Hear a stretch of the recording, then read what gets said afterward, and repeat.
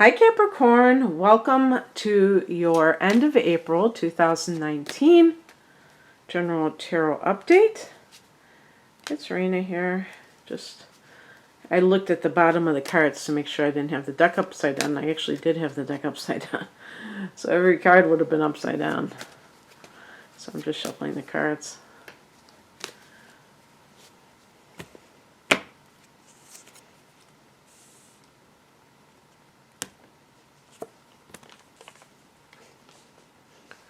Oh boy.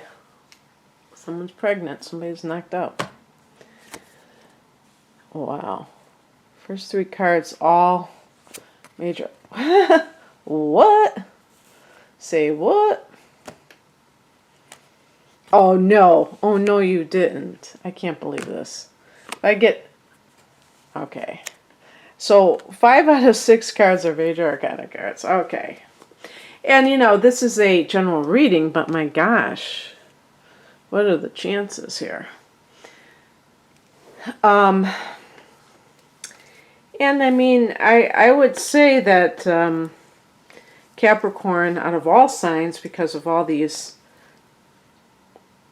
transits that you have, Pluto and Saturn in the South Node, that I wouldn't be surprised that there's a lot going on with you, but this is really something. So the heart of the matter is the Empress card, and this is a card. You can see that symbol for Venus there, and her pomegranates that I thought were watermelon slices on her gown. That is symbolic of fertility, and with Venus, we're talking about love and sensuality and just pleasure. Creativity, number 3. We're in a universal 3 year, and so the number 3 is about playfulness and creativity and abundance. It's a number of also number of abundance. So prosperity, and because Venus is connected to money, connected to, you know, Venus in astrology rules the 2nd house of earned income, you know, under the sign of Taurus. So, well, not necessarily real estate property, but your possessions and the money that you earn. So with the Empress, this could even be the Earth Mother. It's associated with Venus, so I would say primarily Taurus, but I've also seen Libra connected to this sign. So bottom line, Capricorn, is that Venus and your ruler Saturn, you know, couldn't be more night and day in terms of what they represent, in terms of how they function. And so I can't really, I'm going to just keep going with this reading. I can't really imagine a whole lot of Capricorn people being sensual, because you're very austere, you know. You like to restrict rather than indulge. You know, if you had your druthers, you'd rather restrict than indulge. So let me just keep going and see what else we can find here. In the past influence position, we have the Lovers card, which, you know, is self-explanatory for the area of love or intimacy. Sexuality could be part of that, but, you know, I could see emotional intimacy too. And with the Empress card, I guess there could be Capricorn people who are kind of exploring this part of their life. Maybe you have fallen in love with somebody, and this is really front and center in your life. I was kind of joking at the beginning. I said somebody's pregnant, because this Lover's card could lead to a pregnancy with the Empress, that Earth Mother archetype. So it could be along those lines. However, I could even see something with, you know, career-wise, with wanting a creative career, or like pursuing that. And the Lover's card can also be a partnership. So I mean, it could be like joining forces with somebody in doing something. So maybe one person is more of the brains, and one is the person who's the details person, and then the creative person. The higher message is the Emperor. I often say that I associate the Emperor with Capricorn, but it's actually Aries. This can be the father sometimes. So we have the mother and the father, the Empress and the Emperor. So if we look at those top three cards, just like trying to make a connection, it's almost like, what it almost makes me think of is playing out the role of the mother and the father. And maybe being in a marriage where your spouse is the mother or the father of your children, and you're acting out the role as the parent, but you don't really have a relationship between the two of you that we would call, this genuine relationship. It's all based on these titles or these roles. I remember Eckhart Tolle talking about that, talking about people who kind of embody a role, and they live within that role like that of the parent, and they function within that role, but it's very rigid. So it's very artificial in that sense. And husbands and wives can do that too. And when I say husband and wife, I don't necessarily mean that you are legally married. I'm talking about a committed partnership. So I always like to make that distinction. But that could be what's going on. And maybe you got married because you got pregnant, and there's a third party involved. And with that person, you feel more free. You feel more spontaneous.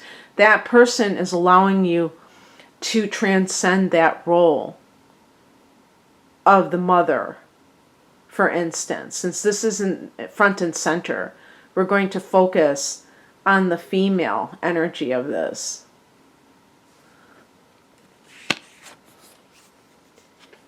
What crosses you is the Chariot card. Now, Chariot connects to Cancer.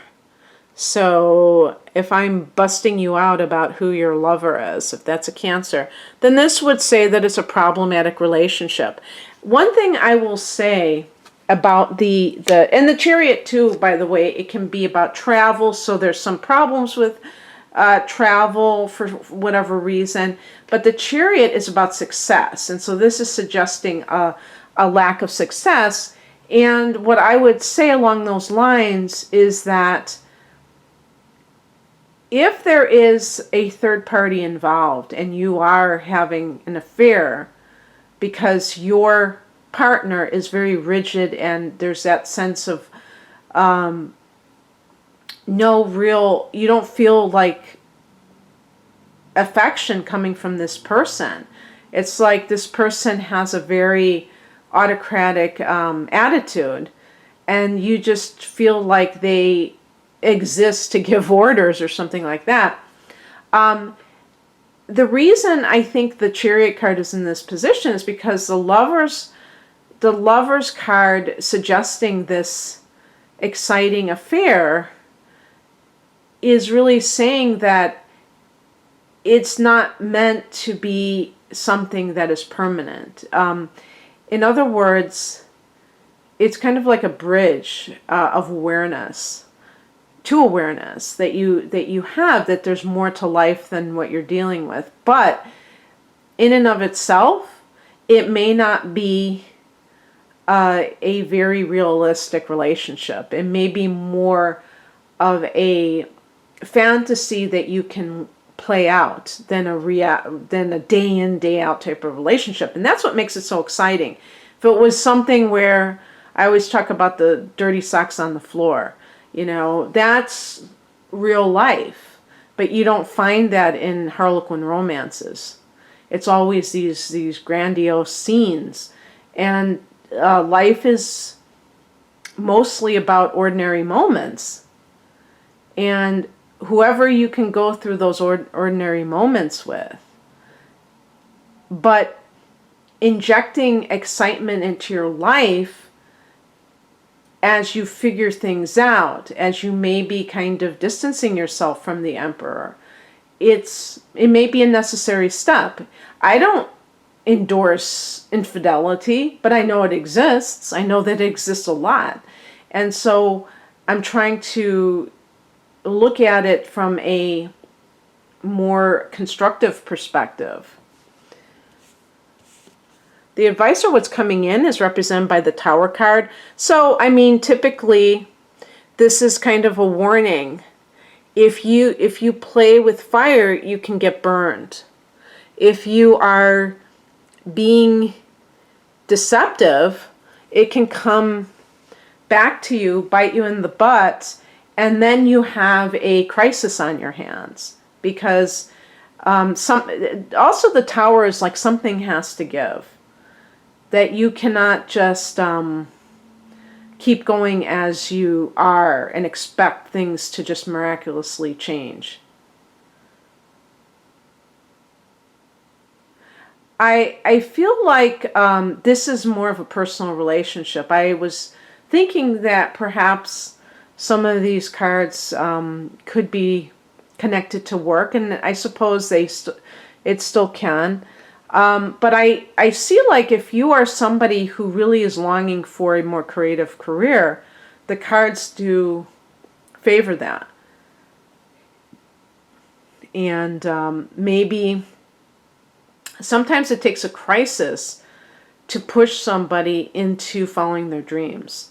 But you don't want it to necessarily be taken to that level, because you have the ability to kind of make choices ahead of time so that you can control the outcome better. Because if something like the Tower happens, like some crisis, you can't necessarily control it as well, because then the other person is freaking out, and then they, create this. They generate a lot of anxiety, and that in and of itself is problematic. So it's all something. It can be kind of a the domino effect. The outcome is the Queen of Cups. This is a card, again, I see this as such a fertile queen, because the cups are very fertile, receptive. It's certainly a psychic queen. She's right in the water. She's got her feet in the water. Water energy, psychic energy, creative, an artist. And I'm really sure that people who are Capricorns, who are artistic, may struggle sometimes with that life, because it's kind of opposite of what you typically resonate with. I can see the mountain goat climbing that mountain, and there being a hierarchy. Well, there's not really that kind of hierarchy when you're an artist.